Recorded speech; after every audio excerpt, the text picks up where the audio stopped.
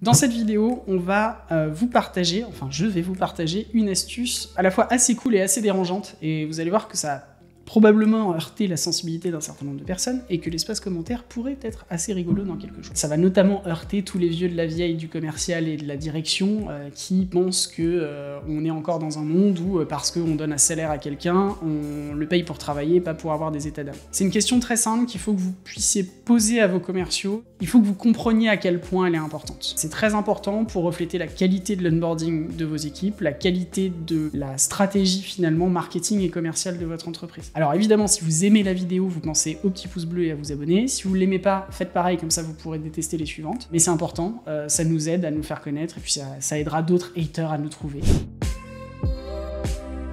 La question, elle est hyper simple. Posez simplement la question à vos commerciaux. Est-ce que vous estimez que nos tarifs sont justes, élevés ou très compétitifs? Il n'y a qu'une et une seule bonne réponse à cette question. Vous pourrez envoyer tous les messages que vous voulez en commentaire, en DM, tout ce que vous voulez. Vous pouvez ne pas être d'accord, mais vous avez tort. Il n'y a qu'une seule bonne réponse à cette question. Et cette question, elle est fondamentale parce qu'en fait, elle va parfaitement refléter la qualité de l'onboarding et de la formation de vos commerciaux. Il faut que vous compreniez que vos commerciaux doivent devenir des ambassadeurs de la valeur que génère votre entreprise et pas simplement des fiches produits parlantes. La première mauvaise réponse, c'est la suivante. Nos tarifs sont élevés. Alors il y a des variantes comme nos tarifs sont haut de gamme ou ma préférée, notre tarif reflète notre positionnement de leader. C'était génial celle-là, faut la garder. Pourquoi c'est une mauvaise réponse? En fait, ce qui se cache derrière cette réponse, c'est que vos commerciaux commencent systématiquement un processus de vente et ont constamment à l'esprit dans le processus de vente qu'ils vont devoir défendre leur prix parce qu'ils sont plus chers que la concurrence. Et c'est un gros problème en réalité. Souvent, on me dit à ça « Oui mais c'est factuel, on est plus cher que nos concurrents, on est le plus cher du marché ». À ça, je réponds assez simplement « Vous faites exactement la même chose que vos concurrents ?» Si la réponse est oui, alors oui, vous êtes trop cher. Faire exactement la même chose que les autres plus cher, c'est trop cher. Et c'est tout en fait, enfin il n'y a pas à chercher midi à 14h, vous êtes trop cher, point, et du coup ça doit être dur pour vos commerciaux de vendre en étant exactement pareil, plus cher. Ça n'existe pas. Mais en réalité, si c'est ça le problème, si vous êtes exactement comme vos concurrents et plus cher, ce que vous allez faire, c'est que vous allez très cordialement aller voir votre équipe marketing et votre équipe produit, et vous allez leur demander de mériter leur salaire. Parce que c'est à eux de travailler là-dessus. Vous pouvez pas être exactement comme les concurrents. C'est leur métier de faire en sorte que vous ayez un produit qui soit en avance sur le marché, que vous ayez un produit qui soit différencié. Et à partir du moment où vous avez un produit qui est différencié, la notion de trop cher ne doit pas exister. Vous ne pouvez pas être cher, puisque vous êtes unique. Vous n'êtes pas cher. Et le vrai sujet là-dessus, c'est que si vous êtes convaincu de la valeur que vous apportez aux clients, si vos commerciaux sont convaincus de la valeur qu'ils apportent à vos clients, vous ne pouvez pas être cher. Vous êtes une occasion incroyable. Parce que pour chaque euro qu'ils vont investir avec vous, ils vont en gagner 10. Donc vous voyez bien que cette réponse, qui peut paraître bonne, parce qu'on se dit, on aimerait tous être cher. Non, ça ne peut pas marcher. Si vos commerciaux sont persuadés que vous êtes cher, ils vont se faire bouffer lors de la négociation. Et c'est particulièrement vrai quand vous avez des commerciaux juniors. Alors oui, dans un monde idéal, on a tous des loups de Wall Street dans l'équipe qui sont capables de vendre de la glace à des esquimaux à prix d'or. Ok, bon, dans la vraie vie, c'est pas comme ça que ça se passe. Si vos commerciaux sont tous convaincus qu'ils ont un positionnement haut de gamme, qu'ils sont chers, des choses comme ça, vous avez un sujet. C'est peut-être un sujet marketing, c'est peut-être un sujet produit, c'est peut-être parce que vous ne leur avez pas suffisamment expliqué la valeur que votre produit apporte. Rappelez-vous, vous devez former vos commerciaux à la valeur que vous apportez, pas à connaître votre fiche produit par cœur, on s'en fout. Alors il y a une deuxième mauvaise réponse, puisque je vous dis qu'il n'y en a qu'une de bonne. La deuxième mauvaise réponse, c'est on est hyper compétitif.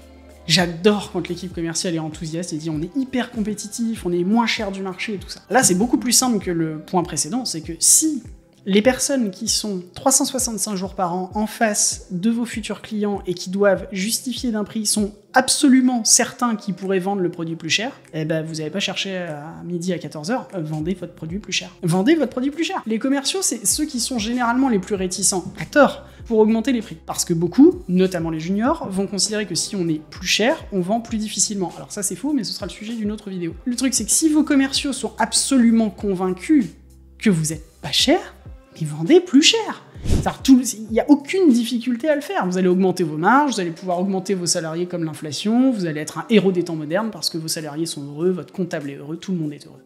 Il n'y a aucune prime à vendre quelque chose qui vaut plus, moins cher. Ça n'a aucun intérêt. aucun. Souvent, ce qu'on va m'opposer à ça, c'est oui, mais j'ai un concurrent, il est arrivé sur le marché, il fait tout comme nous, mais il est un peu moins cher. Ok, bah si vous voulez rentrer dans une guerre des prix, c'est votre problème, mais retournez à la case précédente. Si vous êtes attaqué sur le prix quand vous augmentez le tarif, le problème c'est pas le prix, le problème c'est votre différenciation. Et vous gagnerez rien à vous battre avec votre concurrent, à descendre sans arrêt le prix, vous êtes juste en train de détruire de la valeur sur votre marché. Donc, être compétitif n'est pas une bonne chose.